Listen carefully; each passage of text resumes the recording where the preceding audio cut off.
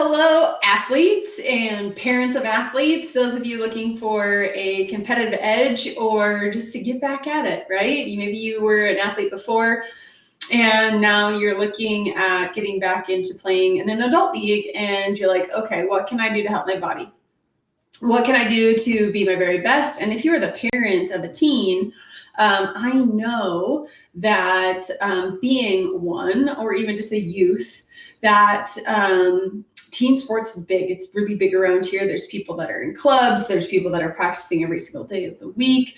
And it can be really, really intense. Sometimes practices last for hours. There's some high competition and high demand. And we're looking at, okay, how do I help our kid perform the best? Heal the best, recover the best, get back on the field the best. If there is an injury, how do we help them with the agility, reaction time, all of those things. So we're going to be talking about those today. Let me just open up my slides and then also make sure that we got all the video all set up here and you can see me. There I am. All right. So we are going to talk about all the things sports related, body related, agility related, reaction time related, movement related, proprioception, balance, all the things that are important for athletes. We do serve a lot of athletes that are adults and competitive, youth, teens, and collegiate athletes who are looking to make sure they can perform at their very best. And then let's be honest, sometimes just being a parent, you are basically having to be an athlete from, saving your kids from falls and spills and run and chase them. So this can really be helpful in any aspect, but also knowing that it is we can help you take it as far as you want to and make sure that we line out all the details. But right now, what we're going to do is really hit the highlights. We're really going to talk about what you can do to understand the body. That way, you know what steps to take to move forward and how to do that in the best knowing way you can, because often we don't necessarily know how the body works. We don't necessarily know, what the first step to take is, or, how to improve something. We might say, oh man, I'd really like to improve my X, my jump. I'd really like to improve my reaction time. And nobody's told us how to do it or how it works. So we're going to take a broad picture approach. And then we're going to hone down in on the details and really get you guys some action steps too. So this is for most of you who are already in our office. But if you haven't heard of what we do or about chiropractic, this webinar can be for you as well. So when we are looking at our number one organ, our number one asset, and it is truly our brain. And in the last 20 years, we now know more about how the brain works, how it changes, what it does, how it adapts, how it heals, how it talks to the body than we ever had before in history. So we want to make sure we take care of that brain. We want to make sure we're looking at how is it working, how is it being fed, what is going on inside that brain so that we can support that very important organ. And of course, being an athlete, that your brain, just for the thinking power and capability of running plays and being, very smart and intuitive and having field awareness, that's really important too. So it's this brain, I tell you what, we're going to talk a lot about it throughout this entire webinar, but this is the one thing we need to feed, and we need to feed it well. And what we might not realize is what and how the brain is fed and how closely it relates to movement and athletics and agility and all the things I talked about here just previously. So you probably, if you've seen any of my webinars before, you know that I have this famous slide on here. When I'm talking about the brain and what it's doing, it is in constant surveillance of its environment, both externally, what's going on in and around us, and then internally, what's literally going on inside of us. It takes in information at the rate of 300 trillion bits of information every second. We're consciously aware of 50 of those. And what we want to make sure our brain can do is take in the information and effective, efficient, and clear and concise manner. Because if we don't, the brain's got to fill in the blanks. It's got to do guesswork. So it's got a lot of work to do. Yes, it travels, information travels through your spinal cord, but it comes from the periphery. It comes from the nerves. It comes from the feedback that peripheral nervous system is picking up on. And while there might be a lot of athletes here that are looking at arms, legs, core, all of the movement, we've really missed a really important piece to how the brain is fed and how we can keep it healthy, clear, and concise. Get you back on the field and on the field with the best performance possible for you. So we got to feed that brain really, really well. And one of the things that you might not realize that our number one brain food is movement. So as an athlete, you probably like to move your body. You probably aren't afraid to move your body. You might feel like maybe you're moving your body too much. And we will talk about overtraining here in a little bit. But really, your brain's battery is charged on movement. That's why you go out and exercise. You take a walk. You've done your exercise routine. You've played a sporting event. Yes, there's adrenaline and all the things that start pumping blood through your body and just jazzing your body up. There is something called proprioception that feeds your brain through the movement of the muscle. So anytime we bend and we move, there's electrical impulses in our muscle that feeds our brain. 60% of it comes from our spine, just 10% per limb. So while we might think we have to overtrain the limbs and make sure they're fast and strong and flexible, one thing that we're not paying attention to often, especially if you're not in our office, is the spine and how it moves and how it's able to react. Because here's the deal. If I need to make a play or, just even be a person in general, and I need to take a step or run or a jab step or catch a football, whatever I'm doing, I can see my hands and I can see my feet. I can see my legs. I can look down and see what's going on. But I can never see my spine.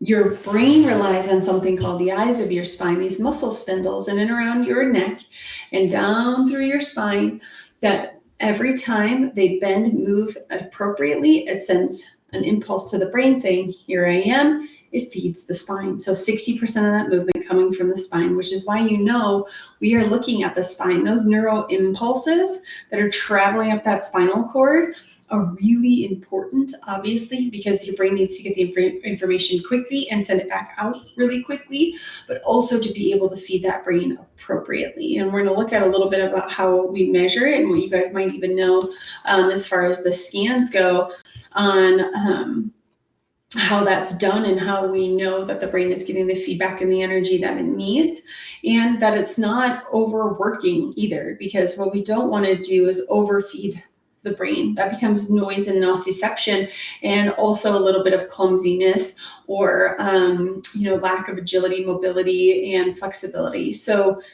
here's what I want you to think about is somebody who doesn't move their body well. They're stiff. Maybe it's an elderly person. They're kind of hunched over, bent over. They're paying attention to how they step. They're very ginger about where they're putting their feet. They might be kind of clumsy and stumbly because their brain doesn't know where their body parts are. That is called proprioception. That's feeding the brain. We want athletes to have complete, wonderful, amazing, quick proprioception. We don't want you to have to look at your hands and your feet. We want your brain to have exact knowledge of where these body parts are so that they can use it quick, fast, and efficient. You can run faster, jump higher. You can react quicker. You can change directions. And we're going to get into what's we're going to talk about in a little bit, which is heal and recover faster as well. So we already talked about 60% of that proprioception coming from the spine, which is why it's truly, truly important. And yes, we're talking about core strength as well as that movement from the spine. We don't ever want you to be stiff and jammed up and locked up inside of your body. That doesn't serve us well. And when it does, it's called dyskinesia or abnormal movement. There's misalignment at time and there's a fixation at times, and this can come from injury, repetitive damage that's happening, repetitive hitting, repetitive training. When our brain doesn't know with exact precision where those body parts are, we can cause damage, we can cause overtraining, and we'll end up setting in a neural pattern that is dysfunctional. We'll often see some athletes run and maybe a leg kicks out or a hip kind of twists or a knee bends in, and you're looking at it thinking they could run and jump and be more athletic if there was more precision and how they're moving their body was easier. Like you're thinking, man, they could run a lot faster and jump a lot higher if that was all looking a lot better. They're very inefficient in how they're moving their bodies. That's one thing that we pay attention to. And sometimes we have to go way back and figure out, where did this maybe go, this dyskinesia start in the first place? Because if you remember, when we were babies, we were looking at motor milestones. Those were really, really important. Is the baby reaching their motor milestones? That's how we were tracking the brain. The brain is largely mechanoreceptor driven, so movement driven, just like we've been talking about. But that's how it is growing and developing. It needs that movement, and it needs appropriate movement. That's why we went from, just playing as babies to first lifting our head, then sitting up, then being able to crawl, and then stand and walk. It has to happen in a specific order. Then one step, right? Then be able to take steps or jump. They all have to happen in a progression. And when the brain doesn't learn that neurotraining, maybe somebody didn't crawl long enough, maybe somebody scooted instead of crawled, maybe someone stuck a leg out while they were crawling, we'll know that there might be a little motor dysfunction to that specific limb, and that's going to be important for efficiency and efficiency and effectiveness with training our athletes and their nervous system, and making sure that we're firing on all cylinders, all limbs are moving appropriately, not causing damage, not causing wear and tear, working effectively and powerfully. And for those of you who are in our office, this is what we're looking at. This is measuring that dyskinesia. This is looking at just at a rested state, what kind of feedback is your brain getting? This isn't even why you're exercising. This isn't even why, you've been moving. As you know, we ask to take this test 2 hours post-exercise or post-caffeine, because we want to make sure nothing's been stimulated. What we want to know is, what does your body look like at rest? And this person, is actually an athlete that we're scanning. I'm going to show you a couple more of her scans as well. Is these yellow areas of her body through here are actually a low-toned area. So her brain not getting feedback. And we know how important that core is, that she's unable to get a lot of feedback for. And being a gymnast, we need to make sure, especially when we're sticking landings, we're flipping around on our feet, we're taking jumps, we're doing all of the things, the balance, that is on par. And she was somebody having repetitive injuries, repetitive back pain, having stress fractures in her feet and in her hands, and not recovering well. And she was also sick a lot and overtraining a little bit. So we're going to talk about that as well and what that looks like. And then you can see the areas of other color, the red, green, and blue, where her body's wasting energy. And what we don't want to do is have the muscle sending extra electrical impulses to the brain, because that's very stressful. And it's also becoming a waste of energy. We wouldn't want to sit with a bicep contraction for a really long time, because that's going to get tired over time. It's very important in that cervical spine and anywhere in your spine that muscle isn't overacting for a long period of time, because over time, what that does, a tight muscle becomes one that's inflexible, that can't use its full power. And honestly, in the brain, in this upper cervical area near the brain, it's fed over half, if you remember our slide a few slides back, is happening in this upper cervical spine. And a lot of our athletes will have cervical stress. And here's what we've noticed. Whether we stopped having appropriate movement as a child crawling, being able to bend and move the neck up in this direction, sitting, crawling. This is when we're developing that cervical curve. We're now like this over and over and over again, right? Our heads down, or even way down here on our phone, and texting all the time. Now this takes your head, which can be 8 to 10 pounds, and pulls it where your muscles are unable to now relax, because it's holding on to a head with dear life instead of having your ears over the top of your shoulders and over the top of your hips and your knees and your ankles where it should be. So we'll find that there'll be a large dysfunction in that neck, giving the brain poor feedback and now overstressing these muscles that are up through here. So this is a little bit of a text neck and interfering with her athletic performance. And once again, this is a high-level athlete. We also know as we're looking down, we got the brain, we've got the spinal cord, we've got those peripheral nerves. And as we look down the end of those peripheral nerves coming out of the spine, talking to all of the organs, they come in a bundle. And in this bundle, there's motor nerves, what we were just looking at here with that scan, that are feeding your brain. And there's an autonomic nervous system division. So all of your nerves on autopilot, all your organs and glands, which is the health of the inside of your body. And then sensory, how you feel. Often some people will come in, some athletes come in because they want a competitive edge. But some of them are like, oh man, I'm still sore over and over again and I haven't been able to recover. Well, we need to take a look at the whole picture, not just how you're feeling, but how you're actually functioning. How is the body responding to stress and the stress that you're putting it under? Because there are a couple different forms of stress. There is constructive stress and destructive stress. And even though we're trying in athletics and sports and exercising to have constructive stress, to stress the body and then heal and recover from it, if we don't heal and recover from that, it does become constructive stress or destructive stress. It tears our body down instead of building it up.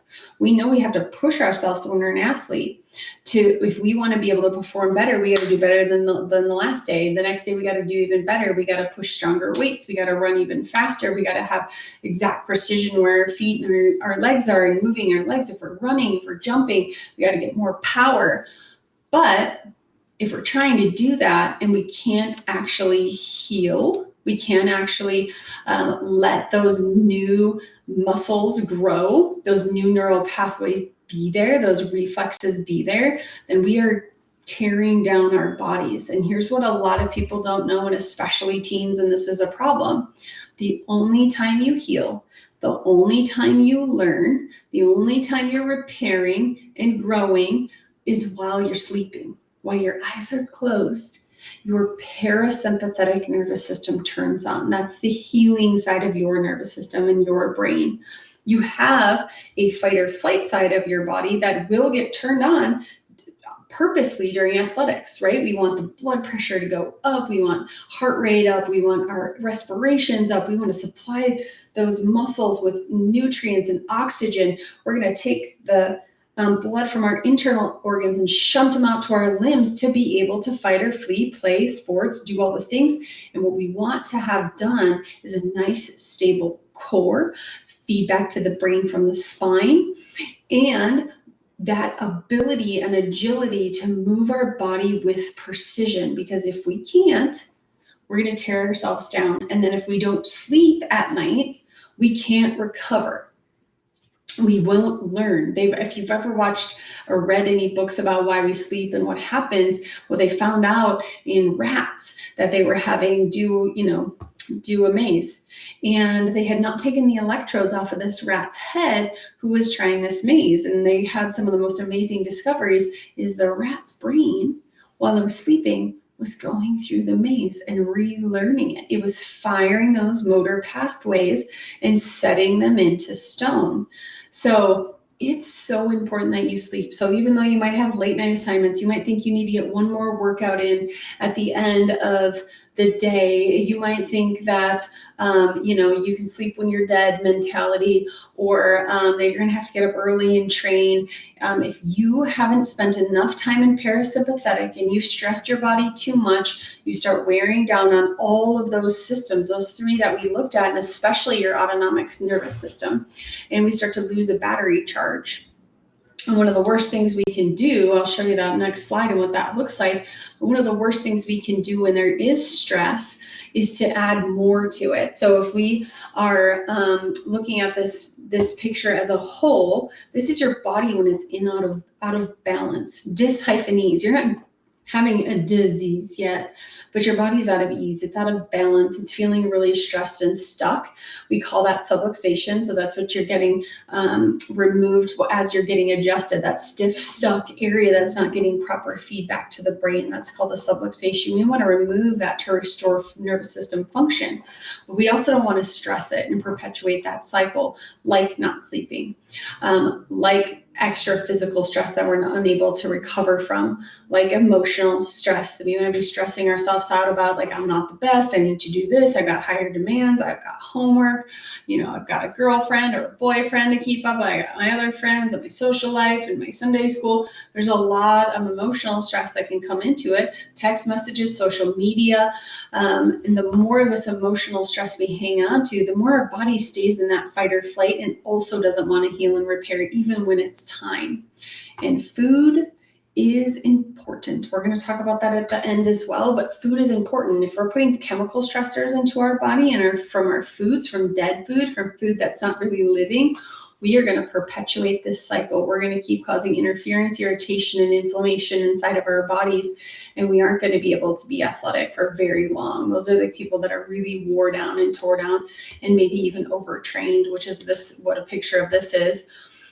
Once again, an athlete who came to us, and this was, not long ago when she first came in, high-level athlete, not healing, repairing chronic sinus infections, and not feeling well, thinking maybe she had to get, the repeat strep as well, and trying to figure out what was wrong. She was always tired. She had once loved sports, was not really loving it anymore.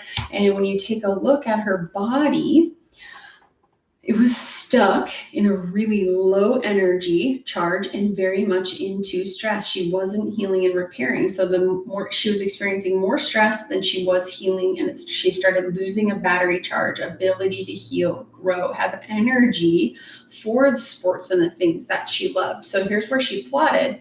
And many of you that know what this HRV looks like, when you've been low here, that you just don't feel good. You just don't have energy for things. It's hard to get out of bed. Things are slower. Your brain can't pay attention to all the things. Remember, your nervous system's function is to perceive its environment, and external and internal, and coordinate and orchestrate all of the organs and glands and cells and tissues and tell it what to do. Well, it doesn't have a lot of battery charge for that. It doesn't have a lot of battery charge to heal and repair muscles. And over time, you have that dis-ease cycle set in.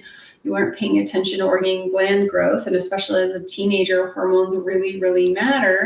And we start to see something called dysautonomia. The autonomic nervous system isn't working well. The digestive tract begins to be affected first, typically, then the immune system, and then the endocrine system, which is that hormone cycle, and kind of in that order, because that's the order in which they also require energy. Your brain requires 25% of all of the energy, food, nutrients, and oxygen that we consume. The brain needs it. The rest, digestive, immune, endocrine. And your digestive tract, when it's stressed, when it's not able to absorb nutrients, if you're feeding it crap, you're going to get the same thing back, right? Crap. You're going to feel like crap. You're not going to be able to absorb the things you want to. Because you remember, if you're stuck in fight or flight, you're robbing energy to push out to the limbs, and you aren't taking time to recover. And your gut is going to be stressed and not be able to heal. And even if you are eating a fantastic diet and overtrained, it won't be able to absorb the nutrients that you wanted it to, which is tough. So a lot of people might say, all right, so then I get it. Like, I need to move my body. I don't really know where to start. I don't know what to do. What should I eat? How much should I sleep? Like, when do I know if I've overtrained? Well, for those of you that are in our office, you already know we're going to scan you every 12 days. If there's an injury, we're going to scan you sooner. But getting a scan and getting a baseline is going to help us know what to look for and what to expect. And I had this happen even with my own son, who decided to join wrestling when he was a 6th grader. He went from having great looking scans to having terrible looking scans. Well, about 70 scores dropped into the 70%, which wasn't great for him because he was in the 90s and not really happy about it, and also very grumpy. Irritable, which is one of the things that we'll see is going on. So we were able to look and see, okay, you're not healing and recovering well from the sport. And as you know, with sports like wrestling, it is a high demand on the body. If you hadn't had that kind of sustained stress on your spine, neck, it can cause more injuries than if somebody who started when they were young and they were used to those kind of sustained contact sports. So getting a scan is going to be our baseline. Remeasuring it constantly to make sure you're on track and your brain is getting fed well from those spinal muscles is going to be important. Making sure you're not overtraining is going to be important. Make sure we're not interfering with organ and gland control is going to be important, and making sure you get enough rest. If you're waking up tired and stiff, you haven't got enough rest. You have to take at least a full day off, if not 2 in a week. And I know that's hard for some people that are competing every single day and on the weekends. Your brain needs even more rest then, and then it needs more things that are going to be able to fuel it as well. More things that are going to help remove the stress. Diet's going to be even more important. Nutritional supplements are going to be even more important.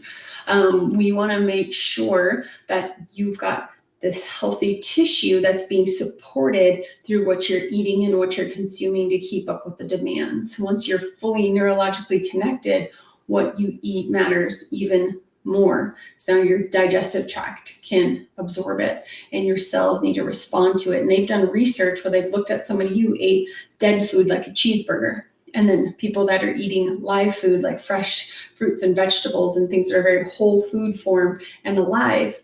And they could see the reflection in the cells of what the person had eaten.